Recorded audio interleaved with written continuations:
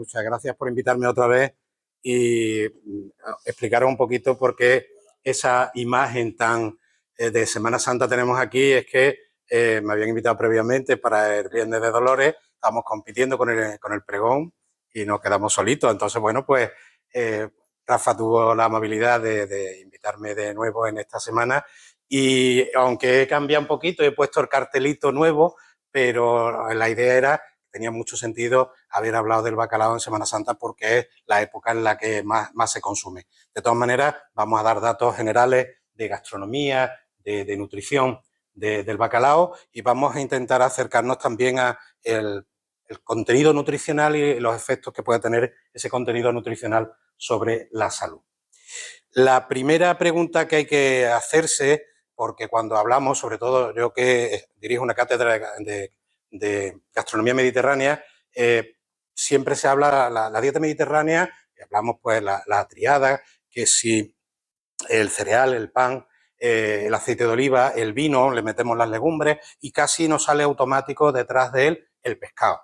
¿Realmente en España se come tanto pescado? ¿Realmente en la cuenca mediterránea se come tanto pescado? Pues lógicamente esto no es una cuestión de a mí que me parece ni que os parece a vosotros, sino que nos vamos a ir a datos. Y para poder comparar a nivel mundial, pues tenemos un par de fuentes, no tenemos más. Nosotros vamos a trabajar con los datos de FAO de 2022, que nos hace un ranking de cuáles son los principales países consumidores de pescado en el mundo. Y nos vamos a encontrar que, bueno, pues a la cabeza de todos ellos están las Maldivas. Estamos hablando de una población muy pequeñita en una isla donde principalmente lo que hay es pescado y, lógicamente, bueno, pues se come muchísimo pescado, en torno a 80 kilos per cápita. Luego veremos también un poco, estos kilos años per cápita, luego veremos también un poco que estos datos son un poquito falsos, no son datos muy fiables, pero son los datos que maneja FAO y los datos que puedes comparar de unos países con otros. Rápidamente tenemos ya un país muy cercano a nosotros y además que sabemos que son grandes consumidores de pescado. Estamos hablando de Portugal con casi 57 kilos por persona y año. Japón, por supuesto, que también tenemos en el ideario esa gran cantidad de consumo de pescado. Fijaros que está ahí en 53, casi 54 kilos, y ahí entra ya España. Entramos en el cuarto consumidores de pescado a nivel mundial con 45,6 kilos. Quedaros un poquito con las cifras porque luego veremos que hay muchos bailes de cifras y que no es todo oro lo que reluce y que esos datos, pues lógicamente, tienen una serie de mermas que no están cuantificados, pero no están cuantificados ni para nosotros ni están cuantificados para el resto de países. Y si seguimos buscando, pues nos vamos también a otros grandes consumidores de pescado, como son Noruega, ya por detrás nuestra, como son Islandia, pero son grandes consumidores tradicionales de pescado, Corea del Sur, y fijaros que ya para encontrar otro país mediterráneo que consume de pescado ya nos vamos a Grecia y ya nos vamos a 25 kilos, es decir, casi la mitad de lo que estamos consumiendo en España. Y si seguimos, Filipinas y el siguiente país mediterráneo, Malta, y ya casi estamos por debajo de la mitad de lo que aquí consumimos. Por lo tanto, no en el Mediterráneo todos los países consumen pescado, pero nosotros sí es verdad que sí lo consumimos, tenemos un consumo relativamente alto. ¿Y qué pescados son los que se consumen a nivel mundial? Bueno, pues también atendiendo a los rankings oficiales, la merluza es la que gana. Estamos hablando del orden de 4,5 kilos por habitante y año a nivel mundial. El bacalao es el segundo, con lo cual estamos bien, estamos en el podium de consumo de especies de pescado a nivel mundial. Y después, bueno, pues le sigue el salmón. Salmón que tradicionalmente, y sobre todo en nuestra zona, no ha habido mucho consumo, pues ha ido encaramándose, sobre todo en el tema de la piscifactoría y demás, y hemos conseguido un incremento notable de la disponibilidad del salmón y, por tanto, de la posibilidad de consumirlo. Boquerones y sardinas, que son, lógicamente, otro de los productos muy habituales de la pesca, y el atún. El atún que, bueno, pues por su facilidad de conservación y de manejo y de transporte, pues está teniendo también un gran predicamento. Y luego ya, como veis, vamos cayendo y nos vamos encontrando con especies que son menos frecuentes. Si vamos a redes, si entramos en internet y empezamos a buscar consumo de pescado, nos podemos encontrar noticias como esta: caída libre del pescado en los hogares españoles, solo 18 kilos por persona y año. Están hablando de datos de España, estamos hablando de datos, creo que eran de 2020 2025, marzo de 2025, y aquí hay algo que no cuadra.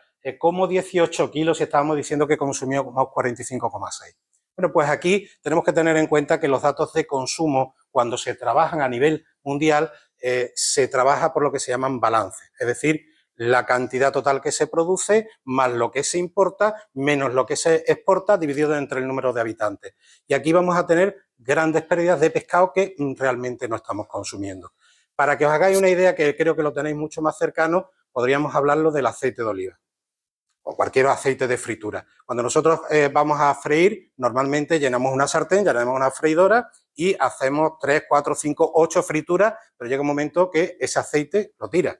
Bueno, pues en este tipo de ranking es como si no lo hubiéramos comido el aceite. El aceite que tiramos no lo hemos comido. Pues en este ranking pues estamos hablando de descartes, estamos hablando de partes del pescado que no se consumen, de pescado que se dedica a otro tipo de usos que no es el consumo humano, que también se incluye. Por tanto, esa cifra que estáis viendo ahí de 18 kilos estará bastante más cercana a lo que es la realidad.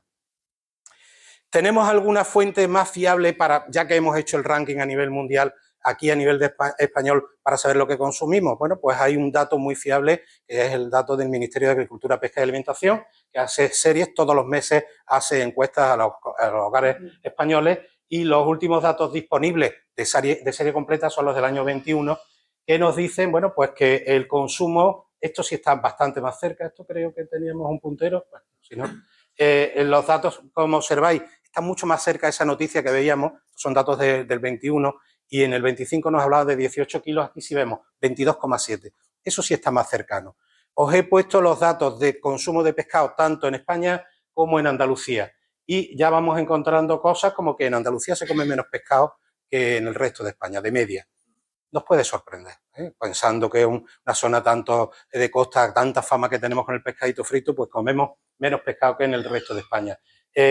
También vemos que el tipo de pescado que consumimos, la forma de comercialización de pescado que consumimos más habitual en Andalucía es congelado, es decir, consumimos más pescado congelado que en el resto de España. Y si entramos en el consumo de bacalao, estamos en torno de un 13% menos de bacalao que en el resto de España, lo cual tampoco nos puede extrañar porque el bacalao tradicionalmente ha sido un pescado que se ha consumido mucho en el norte de España. Lo que es curioso es que en el sur hemos sido siempre grandes consumidores de pescado seco salado y sin embargo estamos un 11% por debajo del consumo a nivel de toda España.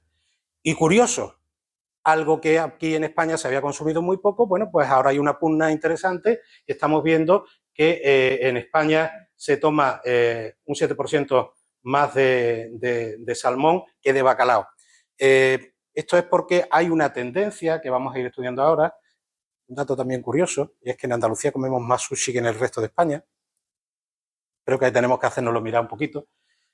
Como decía, hay una tendencia en el consumo de bacalao. Eso que poníamos en ese titular tan llamativo de que cae el consumo de pescado en España, viene a hacerse eco de eso que tenéis ahí. Si yo solamente hubiera puesto el pescado, la línea pues podría ser parecida a esta media que tenéis por aquí. Si lo hacemos por especies, vemos que todas las especies no van cayendo igual. Ahí tenemos una serie desde el año 2004 hasta el 2021 y estamos viendo que uno de los pescados que más ha caído su consumo es la merluza.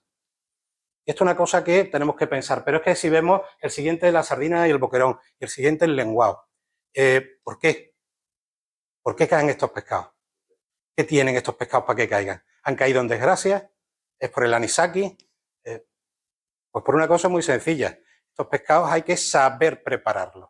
Como vemos en fresco, hay que limpiarlos, hay que quitarle raspa. A la hora de su consumo no es tan fácil como otro tipo de pescado. Sin embargo, el que nos interesa a nosotros, el bacalao, pues vemos que ha tenido un incremento de consumo moderado a lo largo del tiempo, ha subido en torno a un 56%. Y uno que es muy fácil de consumir, porque es normalmente abrir el blister, cogerlo y consumirlo, pues se ha incrementado en un 200% el consumo de salmón. Por tanto, si observáis al principio de la gráfica, el consumo de bacalao estaba muy por encima del salmón, hoy en día el del salmón está ya por encima del consumo del bacalao. Y esto es igual para todos consumimos la misma cantidad de merluza, de bacalao, de salmón, pues no. Aquí estamos viendo cómo el poder adquisitivo nos afecta mucho a el consumo de pescado. Y aquí estamos hablando concretamente del consumo de bacalao. Hemos puesto en azul el consumo de bacalao fresco y en naranjita el bacalao congelado. Los datos de bacalao seco son mucho más pequeños y en la gráfica no se veían bien. Bueno, pues para que os hagáis una idea, en la parte izquierda tendríamos las clases sociales con un poder adquisitivo más elevado, clases sociales altas, y hacia la derecha las clases bajas. Con lo cual estamos viendo que es una tendencia, una correlación perfecta. Cuanto mayor poder adquisitivo, menos bacalao consumimos. Un dato que también es para hacérnoslo ver, y es que cuando no tenemos niños en la familia consumimos muchísimo más bacalao que cuando tenemos niños. Ahí tenéis la comparativa de familias sin niños a la izquierda, familias con niños menores a 6 años y familias con niños de 6 a 15 años. Obviamente una diferencia abismal. Y aquí también tenemos por grupos familiares. ¿Quién consume más bacalao? Pues curiosamente, personas retiradas, pero si vamos viendo a adultos independientes, parejas con adultos sin hijos, hogares monoparentales, es decir, parece ser que el hecho de tener hijos reduce el consumo de este tipo de productos. Por comunidades autónomas pues nos encontramos casi en la cola. Lo único que está por debajo de nosotros son las Canarias, pero hay que entender que en Canarias tradicionalmente no se ha consumido bacalao. Ellos tienen sus propios, los tollos y otro tipo de pescado seco salado, que es a lo que están acostumbrados y por tanto es normal que no lo tuvieran. Pero aquí que sí ha habido costumbre, pues nos encontramos prácticamente a la cola de España. En cuanto al tamaño de los municipios, muy poca variación. Lo he puesto ahí para que sepáis que lo hemos tenido en cuenta, pero no afecta mucho. Pero esta sí es muy llamativa. Y de nuevo vamos viendo por dónde van los tiros. Esto es en función de la edad, el consumo de bacalao que tenemos. Y fijaos, compararos lo que tenemos a la izquierda, que son los menores de 35 años, vamos subiendo conforme sube la edad, y los de 65 más años son los grandes consumidores de bacalao. Estamos hablando de que prácticamente multiplican por 4 el consumo de bacalao. Yo creo que tú conoces muy bien el mercado y sabes cuál es tu público objeto y dónde hay que mejorar. Posiblemente ya o en muy poco tiempo esto va a pasar. Es decir, el que unos niños vean a una persona mayor comer un pescado completo, un pescado con sus raspas, limpiándolo y consumiéndolo, pues les va a resultar totalmente llamativo, como si estuvieran viendo un marciano que ha llegado a la Tierra. Se está perdiendo esa costumbre del consumo de pescado.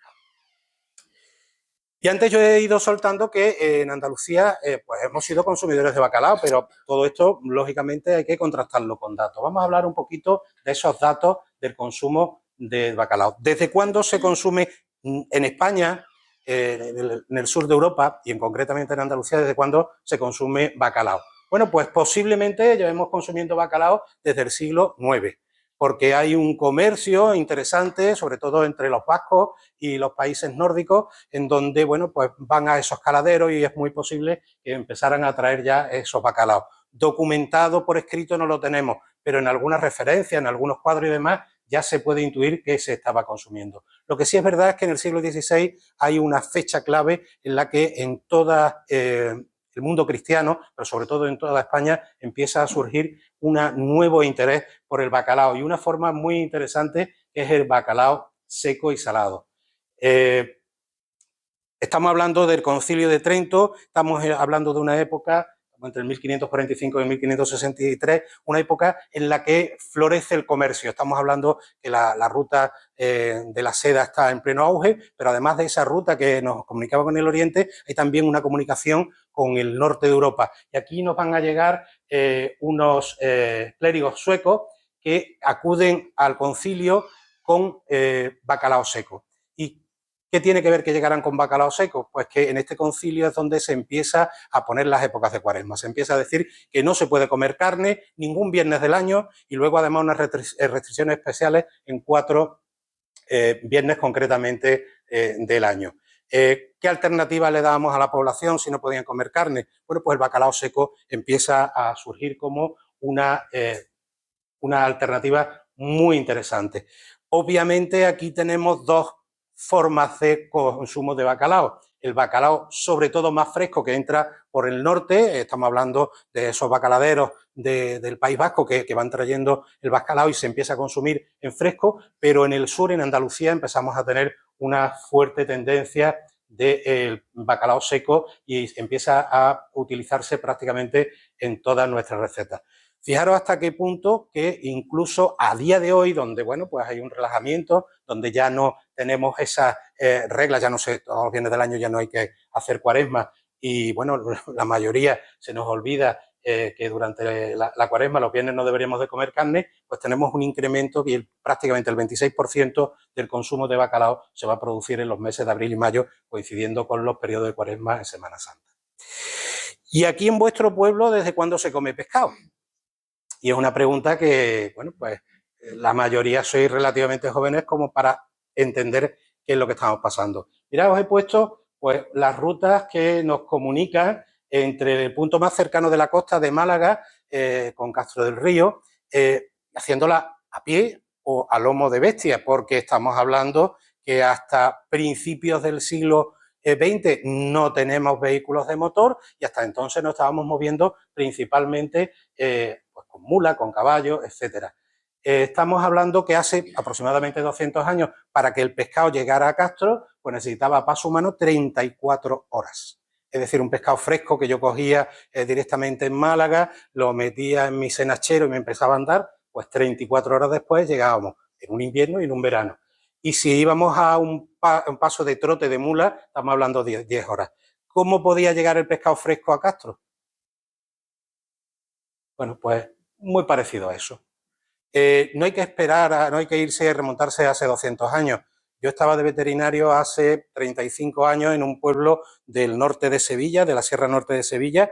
Era el último pueblo al que se iba con el reparto de pescado. Iba en un remolquito pequeñito, una de estas de sierra, y los boquerones los servían en cazo, a cazada, porque era imposible cogerlos con las manos. Era una gachuleta. Estamos hablando de los años 80. Bueno, pues lógicamente, con este antecedente, poco pescado podría llegar aquí a Castro en esa fecha. El que diera el río, que ya estáis viendo también los cauces que tenemos, y una cosa muy socorrida, que era el pescado seco y salado. Entre ellos, la sardina y el bacalao, que teníamos mucho tiempo ya de saber cómo utilizarlo, unos tiempos de conservación muy altos, y eso nos había implicado el que poderlo utilizar. Alguien estará pensando, ¿y las latas? Oye, pues mira, las latas hasta el 1840 no empiezan a comercializarse en España y, lógicamente, a principios del siglo XX ya había latas, pero en muchos casos eran caras y difíciles de conseguir. Ahí tenéis pues, elaborando ese pescado en lata, esa sardina, esto es en Huelva, en Isla Cristina, Usisa, y el pescado fresco, para poderlo transportar refrigerado, pensar que tendríamos que esperar pues prácticamente a los años 50, 60, para que pudiéramos tener algo que no era refrigerado, que era simplemente un transporte un poquito más rápido y con hielo para que el pescado llegara en esas condiciones. Con todo esto nos da una idea de que el pescado no debería ser muy frecuente en la alimentación, a pesar de esos rankings de consumo que hemos dicho antes, no podía ser muy frecuente en la alimentación de la población ni de Castro, y ya si os cuento del norte de Córdoba, pues mucho menos a lo largo de la historia. Sin embargo, hemos ido rescatando, tenemos un recetario a partir de la Biblioteca Gastronómica de Andalucía, que rescató 800 recetas de toda Andalucía, y de aquí de Córdoba tenemos 100, de cada provincia tenemos 100, y hemos ido viendo la presencia de bacalao en esas recetas. Pues fijaros que de media tenemos un 6% de platos. Ahí tenemos que meter postres, lo tenemos que meter todo. Pues un 6% de platos contienen bacalao. Y por provincias tenemos que, obviamente, las de costa tienen menos presencia de recetas de bacalao porque había pescado fresco y se elaboraban otro tipo de elaboraciones. Y lo más curioso es que, fijaros, en Jaén tenemos un 14% de recetas con bacalao y, sin embargo, pues en Córdoba estamos en un 4%. Recetas que los que estáis más lejos no las vais a poder ver, pero tan variadas como las que estáis viendo ahí: el ajo colorado, la ensalada de hoja, el remojón, el ajo molinero. Hay un montón de recetas que estamos viendo de Jaén y también pues tenemos aquí las recetas de Córdoba. Pues desde nuestro bacalao en sobreusa, la ensalada de naranja y bacalao con diferentes variantes que tenemos, en la que se introduce papa cocida, etcétera, el rinrán o el salmorejo damuseño, que si lo conocéis todo, el salmorejo damuseño, ¿no? Estamos hablando de un salmorejo de toda la vida. En Adamuz, al salmorejo cordobés, al que consumimos aquí, el que se consume en Córdoba, se le llama coña de verano, porque dicen que eso ni alimenta ni nada. El bueno es el suyo, que es el salmorejo que tomaban los olivareros cuando iban al campo. Estamos hablando de un guiso de verdura en el que van también con patatas fritas y además de eso lleva bacalao, con lo cual, bueno, pues nos encontramos con un plato muy contundente.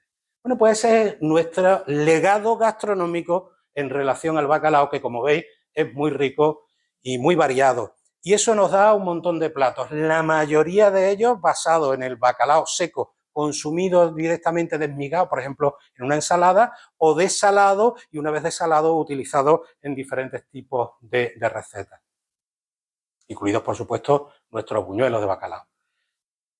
Aquí os traigo pues algo de lo que hemos ido trabajando nosotros. Este es el restaurante Tres Culturas, con el cual estuvimos recuperando algunas recetas que son tradicionales de la zona de Lucena, y aquí tenéis pues la típica ensalada de bacalao con una pequeña variante que en Lucena es más frecuente, el que se utilice con la patata. Y tenéis ahí un código QR, pues, los que os guste más este tipo de cosas, porque hay un vídeo en que López elabora el plato y la verdad es que queda muy simpático. ¿Por qué hacemos estas cosas? ¿Por qué nos dedicamos a rescatar este tipo de recetas y a recrearlas? Mirad, porque nos sirve para esto. Nos sirve para realmente valorar qué aporte nutricional tiene el plato. Normalmente hablamos de oídas. Casi todos los platos antiguos pensamos que son hipercalóricos, que aportan muchísima grasa y que no nos aportan nada interesante. Y hablamos de oídas. Hace aproximadamente 20 años nosotros empezamos a trabajar con el salmorejo. La opinión común de los cordobeses de a pie decía que el salmorejo era muy calórico, aquello de salmorejo, la cama cerca del agua lejos, y estamos pensando siempre que era un plato muy calórico. Cuando realmente empezamos a coger recetas y a valorarlas nutricionalmente, nos encontramos que es un plato que tiene 117 kilocalorías. Realmente no es calórico. Una bomba de vitamina C y una bomba de fibra. Pero pues hay que ir a esas recetas, hay que valorarlas y hay que estimarlas nutricionalmente. Podemos ver los nutrientes que aportan y podemos ver para diferentes grupos de población qué es lo que podrían aportar y qué podría ser interesante. En este caso, que es una receta de restaurante, pues yo además se lo decía a López, está pasando un poquito con el aceite, si es que queda brillante, que queda muy bonito para vídeo y tal y cual, bueno, pues obviamente la cantidad de grasa que salió en el plato fue elevada y por supuesto también estamos hablando que le hizo con bacalao seco, la cantidad de sodio bastante alta. Y ahí se quedó el bacalao en las recetas tradicionales. Pues mira, esto es el último concurso que se ha hecho en torno al bacalao. Estos son de las escuelas de hostelería de toda España que han ido presentando sus platos y empezamos a encontrar pues muchas formas diferentes de preparar el bacalao. ¿Diferencia de esto que estamos viendo ahí con respecto a nuestra tradición? Pues que ha irrumpido enormemente el bacalao fresco. El bacalao fresco se ha convertido en el rey de la alta cocina y en muchos restaurantes pues se están esmerando en hacer recetas con ese bacalao fresco. Y luego veremos un poquito esa diferencia entre el bacalao fresco y el bacalao seco. Vamos a ver un poquito qué es lo que aporta ese bacalao. Ahí tenéis un montón de especies y aquí lo que tenemos es el aporte de proteína, que lo veis en rojo, el lípido lo veis en amarillo y el carbohidrato en azul, que por muy buena vista que tengáis, ni desde el alcalde creo que no está viendo nada, porque el pescado prácticamente no aporta hidrato de carbono, igual que no le aporta la carne. No es una buena fuente de hidrato de carbono ni falta que hace. El pescado lo que tiene que ser una buena fuente es de lo que estáis viendo, esas rayas rojas de proteína, una magnífica fuente de proteína. Y aquí además hemos puesto una raya, si quiere salir, ahí está, 18% de proteína. Ahí tenéis uno que se nos sale del parche, que es el bacalao seco y salado, es decir, en el momento que yo le quito agua, porcentualmente va a incrementar la cantidad de proteína. Y decía que hemos puesto una raya azul, que esta no es para la proteína, sino que es para la grasa. Esa raya está en el 5%. Todo lo que esté por debajo del 5%, estamos hablando de pescado blanco. Todo lo que esté por encima del 5% de grasa, estamos hablando de pescado azul. Bueno, pues el bacalao está en esta zona. Estamos hablando de un pescado blanco, donde su aporte de grasa es muy pequeño, para lo bueno y para lo malo, que luego hablaremos un poquito de eso. Ahí tenéis esa diferenciación y ese 18% de media de proteína.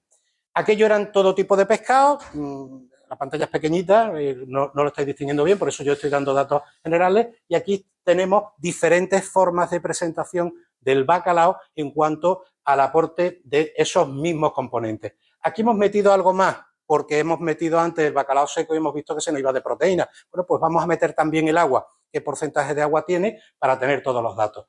Y observar que, bueno, la mayoría de los pescados, la mayoría de los bacalaos, tienen un contenido hídrico alto, por encima del 70%. Obviamente, si yo lo seco y lo salo, pues va a tener un contenido hídrico mucho más bajo. Si bajo el agua, los componentes mayoritarios que tiene el pescado, que en este caso es la proteína, pues va a aumentar enormemente. Estamos hablando de un 18-20% de proteína, más o menos la media de lo que serían los pescados que podemos consumir, y en torno a un 1% de grasa. Es decir, un pescado muy magro, muy interesante para dietas de adelgazamiento, para personas que tengan problemas con triglicéridos, colesterol, etcétera, porque su contenido es bastante bajo. Y os decía, la excepción, el bacalao seco y salado, donde solo tenemos un 23% de agua, un 75% de proteína y, lógicamente, hemos quitado el agua, la grasa aumenta un poquito, pero luego veremos también un poco qué está pasando con esa grasa. Y en cuanto a valor calórico, obviamente si es bajo en grasa y tenemos mucha agua, el contenido calórico es pequeño. Estamos en torno menos, por debajo de las 100 kilocalorías. Por tanto, estamos hablando de un aporte calórico realmente bajito, muy interesante para prácticamente cualquier cosa que queramos consumir. Si antes decíamos que habíamos quitado el agua no tiene calorías, si la quitamos el resto que dejo, si tiene calorías, aumenta enormemente el contenido calórico con el bacalao seco. Estamos hablando en torno a las 322 kilocalorías. Pero la proteína no es toda igual. La proteína del pescado tiene una característica muy interesante. La proteína de los animales terrestres está estructurada en torno a unas estructuras musculares a las que se fija el músculo. De esto yo creo que nos puede hablar mucho mejor después. Y por tanto, esa forma de unión del músculo al hueso es en forma de haces tendinosos, de tendones, de fascias que recubren a esos músculos, y eso implica que ese tejido conectivo es de difícil digestión. Tenemos que darle un tratamiento térmico para que se convierta en gelatina para poderlo asimilar. Cuando estamos hablando de pescado, lo que tenemos es lo que se llaman los miómeros, que son unas estructuras sagitales que tiene el pescado, y la unión entre unas y otras ya no necesitan esas uniones tan fuertes al hueso, sino que las uniones son entre unos miómeros y otros a través de miosectos. Ahí es donde tenemos, digamos, el colágeno del pescado. ¿Por qué es esto interesante? Porque tenemos menos colágeno y por tanto estamos hablando de una proteína más digerible. Hacemos una digestión más rápida. Y volvemos a decir lo mismo, para lo bueno y para lo malo. Para lo bueno, que es, oye, pues a las personas que tienen problemas digestivos, que les cuesta trabajo hacer la digestión, pues aquí tenemos una solución fantástica. En el pescado blanco las digestiones van a ser muy facilitas. Inconveniente que tenemos, si hacemos una digestión rápida, hacemos una digestión gástrica muy rápida, el estómago se queda vacío antes, tenemos sensación de hambre también antes. Por tanto, en planes de adelgazamiento, cuando utilizamos pescado, tenemos que buscar también alguna fuente saciante de volumen para que esa sensación de hambre se retrase un poquito. Por tanto, eso es lo que hemos visto ahí. ¿Qué pasa cuando yo ese pescado, hemos hablado muchas veces de que lo seco, que lo salo? ¿Qué pasa cuando se seca, cuando se sala un pescado? ¿Cómo se sala un pescado? El bacalao lo podemos hacer tanto con sal seca como con salmuera. ¿Qué efecto se produce sobre cualquier cosa cuando yo le echo sal? Automáticamente se sala, ¿no? Seguro. ¿Habéis comido alguna vez dorada la sal? A salada como los perros, ¿no? Entonces, ¿qué ha pasado ahí? Algo me está fallando. Mira, la sal tiene un poder muy interesante, que es un poder higroscópico alto, es decir, tiene la capacidad de absorber agua. Entonces, en las primeras fases en las que yo le pongo sal a cualquier cosa, a un jamón, yo cojo un jamón y lo entierro en sal, y en ese momento la sal no está penetrando. ¿Por qué? Porque la sal está seca y la sal está chupando el agua del producto. Como la corriente del agua es a salir, la sal prácticamente no penetra. Bueno, pues en la salazón del pescado ocurre lo mismo. Las primeras fases de salazón, nosotros lo que estamos haciendo es secar el producto. Una vez que hemos conseguido secarlo, una vez que más o menos equilibramos las concentraciones, entonces empieza a penetrar la sal. Por tanto, en una primera fase la sal es higroscópica y absorbe agua. A continuación empieza a penetrar la sal, pero no hemos producido un efecto de desecación en la proteína. Esa desecación en la actina va a hacer que se seque y eso va a producir una rigidez del pescado. Y además todos lo sabemos, el pescado seco normalmente está duro, está tieso, y es porque la actina se ha secado y se ha vuelto muy correosa y muy dura. Si sigue el proceso, es decir, una vez que ya hemos secado y salado el bacalao, ya lo tenemos ahí y lo tenemos en esa situación. Pero, lógicamente, lo interesante del bacalao no es salarlo y al día siguiente desalarlo para comerlo. Muchas veces nos está ocurriendo esto con el congelado. Compramos un producto fresco, congelamos y al día siguiente descongelamos. Oye, pues consérvalo en frigorífico, si no se te ha estropeado, si está suficientemente fresco, y consúmelo en fresco, porque ese proceso de congelar y descongelar tiene consecuencias. El proceso de secar también tiene consecuencias, y es que quitamos agua y exponemos tanto la proteína como la poca grasa que tiene, la estamos exponiendo al ambiente. En la proteína, ¿qué ocurre? Un fenómeno proteolítico, se rompen las proteínas. La estructura de las proteínas cambia, de esa manera vamos a encontrarnos que aumenta la cantidad de prolina libre, de fenilalanina, que puede ser un problema para los fenilcetonúricos, y ese cambio de la estructura de la proteína que va a provocar que cuando yo luego rehidrate el bacalao, va a cambiar esa estructura, esa proteína está más ávida de captar agua y por tanto vamos a tener una proteína todavía más digerible. Es decir, lo que podría ser negativo de que yo tengo que salar, desalar y demás, al final me está produciendo un efecto favorable de una mayor digestibilidad de las proteínas cuando he utilizado ese proceso de desecado del bacalao. ¿Qué componentes? Hemos visto ya las proteínas, hemos visto las calorías, hemos visto los lípidos. ¿Qué más nos aporta? Oye, cuando hablamos de pescado, a todos se nos llena la boca. Omega 3, los grandes salvadores. Tenéis ahí al Superman Omega 3, que nos va a salvar de todo. ¿Qué efectos tienen los ácidos grasos Omega 3? Pues de todo y estupendo. Salud cardiovascular, reduce los niveles de triglicéridos, disminuye la presión arterial, la función cerebral mejora los procesos cognitivos, recupera la memoria, mejora la concentración, en inflamación tiene propiedades antiinflamatorias. No me voy a parar mucho y ahora veréis por qué. Salud mental puede ayudar a combatir la depresión y la ansiedad, para el desarrollo fetal es fundamental, pero os recuerdo que los ácidos grasos omega 3 están en la parte grasa del pescado. Y hemos dicho que el bacalao tiene muy poca parte grasa, con lo cual la cantidad de omega 3 que tenemos en el bacalao es de un 0,02%. Es decir, los omega 3 del bacalao no nos van a salvar la vida. Además de todo esto, si estamos tomando bacalao seco salado, luego lo hidratamos, tenemos un pequeño problema y es que lo hemos expuesto al oxígeno y eso hace que esos ácidos omega 3 se oxiden y pierdan efectividad. Por tanto, no es reseñable. Lo traigo porque venir a hablar de pescado y no hablar de omega 3, pues sería un poco, parece ser que se me había olvidado. No se me ha olvidado, simplemente no es significativo. ¿Qué más nos puede aportar? Bueno, pues ahí tenéis otra vez la relación de todos los pescados, viendo calcio, magnesio, fósforo y potasio. Volvemos otra vez a lo mismo. ¿Buena fuente? Oye, pues sí, es una buena fuente de calcio, pero no la mejor fuente en el mundo del pescado.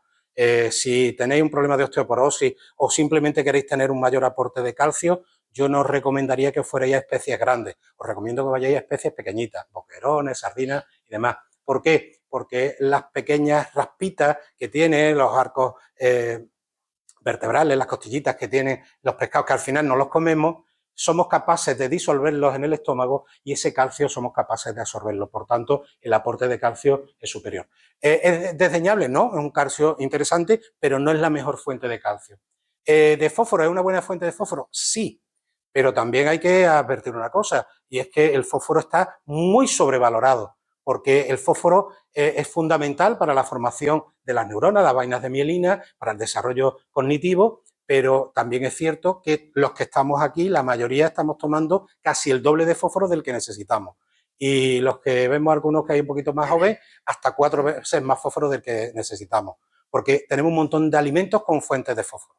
Por tanto, oye, está muy bien que el pescado aporte fósforo, pero por desgracia tenemos otro alimento que nos está aportando mucho más fósforo y ese exceso de fósforo puede ser contraproducente precisamente contra el calcio, porque las rutas metabólicas son las mismas. ¿Y el potasio? Pues sí, una buena fuente de potasio, pero de nuevo tampoco hay que tirar las campanas al vuelo, porque vamos a tratarlo, lo vamos a cocinar y en ese cocinado en muchas ocasiones vamos a perder bastante de ese potasio.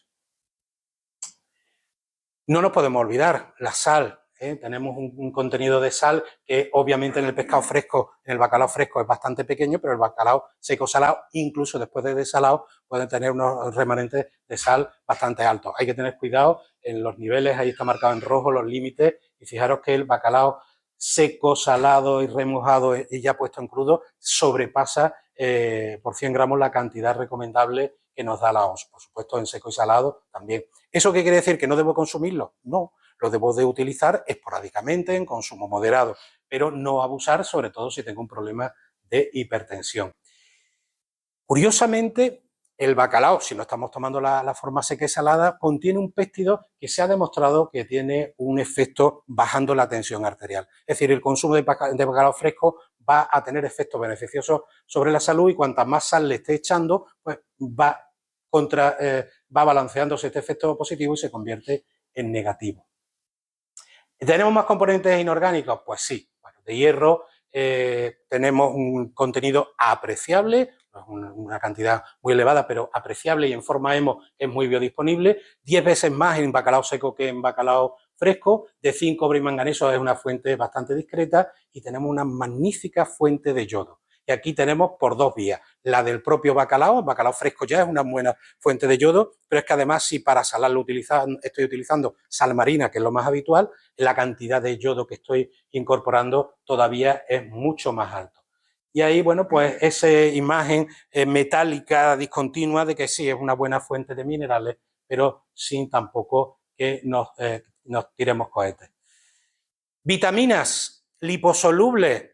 Bueno, pues siempre se han comentado que es una muy buena fuente el pescado de vitaminas liposolubles. ¿Dónde están? En la grasa. Por tanto, vamos a olvidarnos de ellas, porque al tener muy poca grasa aporta muy poca vitamina A, D y K. No aporta vitamina C, no es una fuente de vitamina C. Ahí la vitamina C prácticamente solamente la encontramos en productos vegetales y no en todos. Y un aporte moderado, en algunos casos bastante interesante, de vitaminas del grupo B. Por ejemplo, de vitamina B12. En el caso de los flexitarianos, en el caso de los vegetarianos que incorporan pescado a su alimentación, es su salvación, porque realmente es lo que está aportando unas cantidades de vitamina B12 interesantes. Además, en los flexitarianos hay de todo, porque si es ovo-lacto-istio, es decir, come huevos, leche y pescado, no hay ningún problema. Pero hay veganos que comen pescado, y esos son los que realmente tienen mayores ventajas. Pensar que la cantidad que necesitamos de vitamina B12 se cubre simplemente con 150 gramos de bacalao fresco o 50 gramos de bacalao seco. O de niacina, que es otra vitamina que es muy interesante, que lo podemos cubrir con 300 gramos de bacalao fresco, aquí son cantidades más grandes, o 1000 gramos de bacalao seco. Por tanto, una fuente de vitamina discreta, pero bastante interesante. Cuestión muy importante, ahora me quito el traje de nutricionista y de gastrónomo y me pongo el traje de seguridad alimentaria, porque el desalado es algo fundamental hacerlo bien. Y muchas veces las personas de más edad, esto no se lo tengo que explicar, pero la gente joven no lo sabe. Tú coges un bacalao seco que parece inmortal, es decir, que yo lo tengo en cualquier sitio y parece que no necesito darle ningún tratamiento, simplemente lo echo en agua y, esperad. Oye, es que estamos hablando de una fuente de proteína brutal, una proteína en parte desnaturalizada, en donde si hay algún germen pululando por el sitio donde yo estoy desalando, pues se va a acudir rápidamente allí. En el momento que se hidrata, se va a estropear. Y el pescado ya sabemos que se descompone a una velocidad muy alta. Por tanto, es muy importante, bueno, pues trocear el bacalao que vayamos a consumir, no desalarlo entero, que eso es también un error. Compramos el trozo grande de bacalao, lo desalamos entero. Oye, necesito un trocito, corto mi trocito y lo desalo. Eliminar la sal superficial, cepillando, bajo el agua, etcétera, y luego tener tiempos de desalado diferentes. Obviamente no es lo mismo un lomo grueso que una parte más fina. Los lomos gruesos necesitan hasta 72 horas para un desalado completo, con cambio de agua cada 6 horas. Los trozos finos, estamos hablando de la mitad de tiempo, ya en día y medio lo tenemos averiguado, y los cambios de agua pueden ser más espaciados. Importante, ¿dónde voy a hacer este desalado? En la nevera, en refrigeración, para evitar que los microorganismos me puedan afectar. A mí no se me ocurriría hacer esto y ponerlo en el pollo de la ventana en las temperaturas que tenemos. Cuando hemos terminado de desalarlo es muy importante secarlo. Parece una estupidez, pero hombre, si está metido en agua, ¿para qué secarlo? Bueno, pues precisamente porque ese agua superficial es el vehículo perfecto para que la microbiología ataque, los gérmenes patógenos ataquen y nos puedan producir un problema. Por tanto, secar bien con papel absorbente y un paño. Y otra cuestión, ya ha dejado de ser inmortal el bacalao. Ahora hay que consumirlo cuanto antes. 24, 48 horas para consumirlo. Si lo podemos guisar inmediatamente después de desalarlo, mucho mejor, porque cualquier riesgo de toxinfección alimentaria la vamos a evitar. Por tanto, ese desalado del pescado, que lo cuidemos. Repito, a la gente de edad, esto no hay que decírselo, pero a la gente joven sí. Viene aquí, te compras tu bacalao, te lo llevas a tu casa y luego el comentario, que además a mí me lo han dicho, es que se me puso malo, es que empezó aquello a oler. ¿Pero cómo has desalado tú el bacalao? Si no tienes idea de hacer las cosas, pregunta o busca información. Y seguimos evolucionando y el bacalao en gastronomía ha llegado a un punto, hemos dicho antes que en los restaurantes de alta gastronomía pues no lo vamos a encontrar con mucha frecuencia y nos encontramos una nueva forma de elaboración, que es el bacalao a baja temperatura o el bacalao confitado. El confitado es que lo metemos en aceite y lo mantenemos a unos 55 o 60 grados y a baja temperatura es simplemente meterlo en una bolsa al vacío con lo que queramos. En principio puede ser bacalao solo o lo podemos meter ya las especies, el aceite o lo que vayamos a utilizar en las cantidades finales que vamos a tener y lo metemos en un baño termostático, en un baño María, pero que regulamos la temperatura y ponemos la temperatura que queremos trabajar. Según los chefs, la temperatura idónea para hacer el bacalao a baja temperatura son 55 grados. Según mis compañeros de seguridad alimentaria, no podemos bajar de 65 grados, porque por debajo de 65 grados, cualquier microorganismo que pudiera estar en ese bacalao, a esa temperatura podría proliferar y producirnos un problema. Por tanto, aquí hay que tener un poquito cuidado cuando llegamos a los restaurantes y ver cómo nos lo hacen y por más que los inspectores sanitarios estamos detrás de ellos, puede haber algún problemilla. Fijaros que estamos hablando nada más que de 10 grados, pero esos 10 grados son cruciales. ¿Qué ocurre entre estos 55 y 65 grados? ¿Qué se consigue? Pues acordáis de los miómeros y los miosectos, acordáis de ese colágeno que había entre las estructuras musculares, pues resulta que se convierte en gelatina prácticamente a 55 grados. A 55 grados lo que es tejido conectivo, tendinoso, duro, se convierte en gelatina, algo muy blando. ¿Cuál es el efecto que conseguimos? Ahí los tenéis, esos miómeros y esos miosectos. ¿Cuál es el efecto? Ese efecto que estáis viendo ahí. ¿Han puesto alguna vez ese plato de bacalao en que simplemente le ponéis el tenedor encima y se abren las lascas del bacalao? Lo que es la parte carnosa del bacalao está durita, está consistente, pero un miómero de otro se desprende fácilmente. Eso desde luego da un punto al bacalao fantástico, da una presencia fabulosa y es lo que están buscando los chefs. ¿Qué pasaría si yo llego hasta 65 grados? Normalmente nada, pero sí es verdad que cuanto más temperatura o cuanto más tiempo, lo que estoy provocando es una mayor desnaturalización de estas proteínas, la capacidad de retención de agua que tienen esas proteínas baja y al bajar la capacidad de retención de agua que tienen las proteínas, pierde líquido.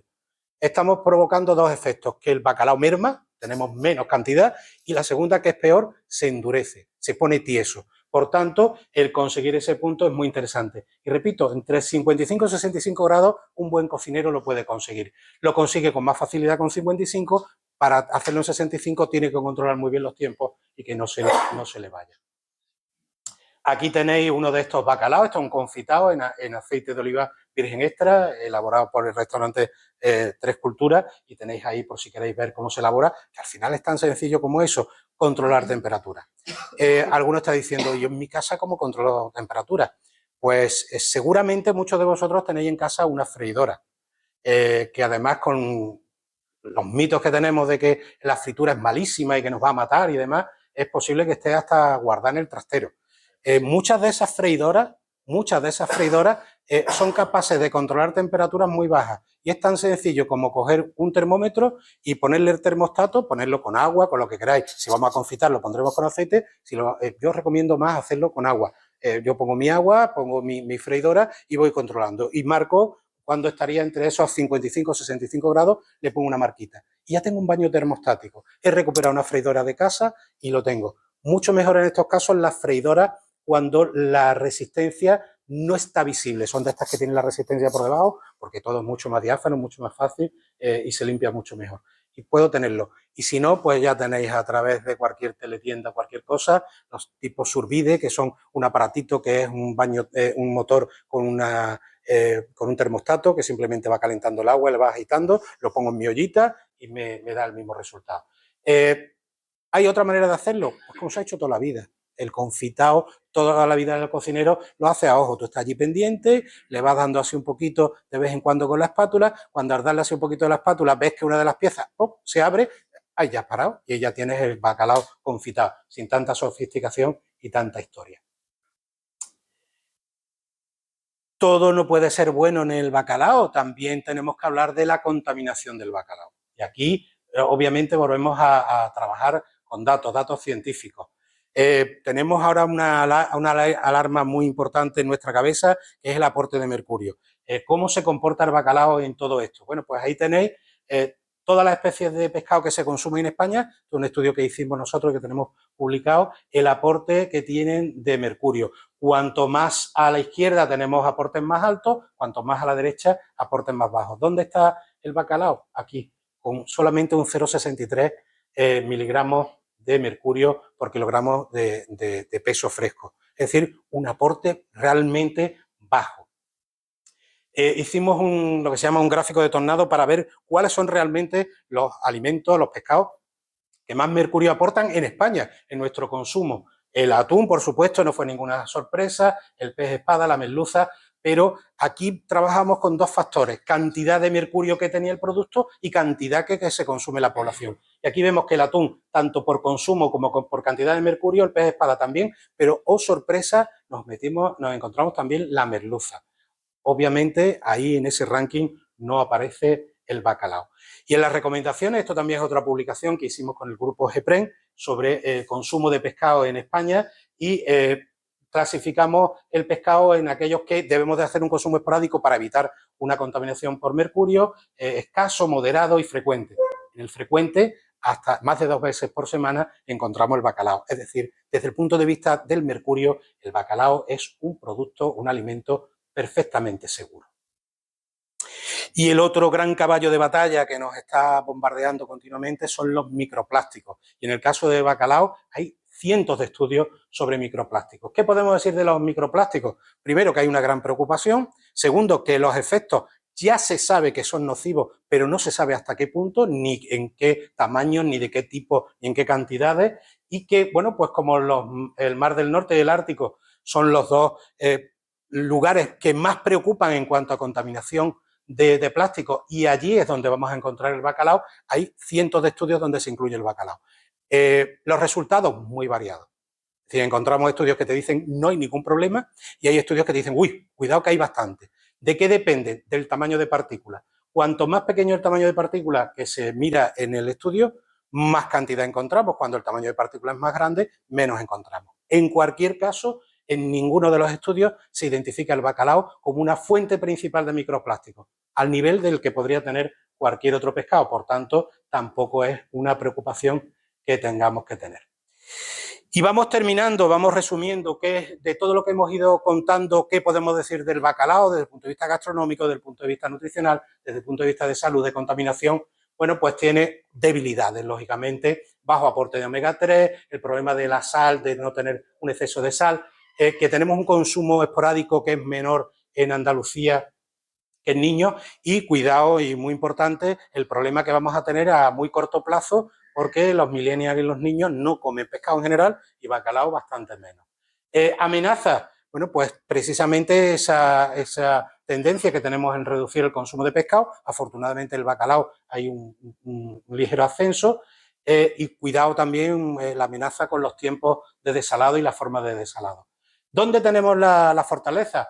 Una magnífica fuente de proteína, una gran digestibilidad, la tradición, es decir, tenemos un pozo de elaboraciones muy interesantes a las que se suman la nueva gastronomía, la ventaja de poder conservar, tener un pescado que tenemos en casa sin tener que preocuparnos y poderlo utilizar relativamente pronto, y la baja contaminación.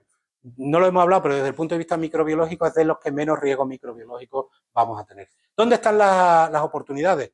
Pues yo, que soy un defensor de la cocina tradicional, pues precisamente en la nueva cocina. El bacalao fresco es el gran rescatador y el que está haciendo que aumenten los consumos de bacalao en España. Y esa cocina de restaurante en la que todos estamos disfrutando no va a tardar mucho, porque es muy fácil que se traslade a los hogares. Ya tenemos elaboradores de quinta gama que te preparan tu bacalao confitado, bacalao al pil pil, que tú llegas a tu casa, le pones 1 minuto de microondas y te lo estás comiendo. No hemos eliminado los plásticos, es decir, los plásticos no están en el Mar del Norte ni en el Ártico, pero lo vas a tener en la barqueta que vas a calentar en tu microondas. Por lo tanto, mi consejo, sacarlo de la barqueta y calentarlo en un plato de toda la vida. Bueno, y que de momento está remontando el consumo frente a otras especies. Esto es una de las ferias que tuvimos por aquí, que estuvimos disfrutando mucho, y bueno, pues me ha gustado mucho la imagen para tenerla. Datos de redes de la cátedra, y no sé, yo he hablado sin control de tiempo. Si ahora hay lugar de una preguntita o alguna cosa, estoy encantado, si lo sé,